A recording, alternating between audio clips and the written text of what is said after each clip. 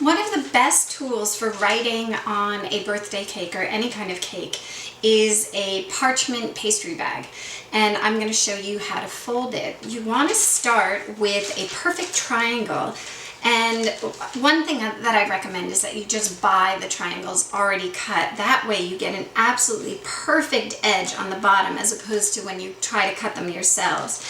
And then the entire premise is that we're going to match up these three points together.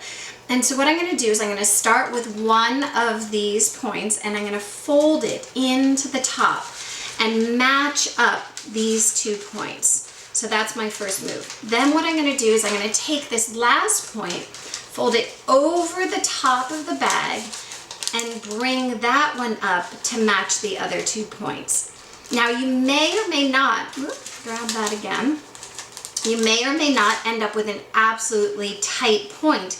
And if it doesn't the first time, just shimmy this seam together until you get that nice tight point. So let's try that again. So we're going to start with this point, we're going to bring it up to the top here, match those 2 points together.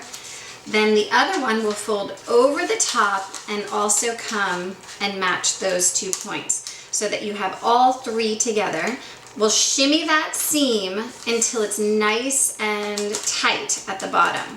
Once you have a really nice tight cone, you're going to fold these 3 points together inside of the bag. So you want them to come inside the bag, and that tightens up this seam, which means that it won't come loose once you're filling it up. And then we'll get some of our writing icing. You can use just melted chocolate or the icing from your cake, as long as it's nice and smooth. And we'll fill this up. You want to fill it up no more than about halfway. Otherwise, it will just want to come straight out of the top. So fill up with your icing about halfway, and then just shimmy that stuff down into the bottom of the bag before you close it.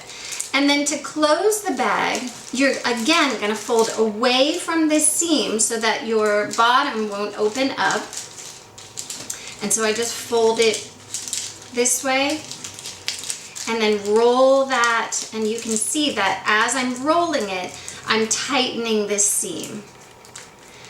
And then if you press, you should get either just a tiniest bit coming out or nothing at all if you've done a really perfect job.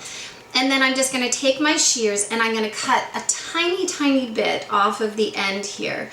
Just because if you want a really fine writing, you want the tiniest little hole, and you can always make that hole larger. And then you can start your writing.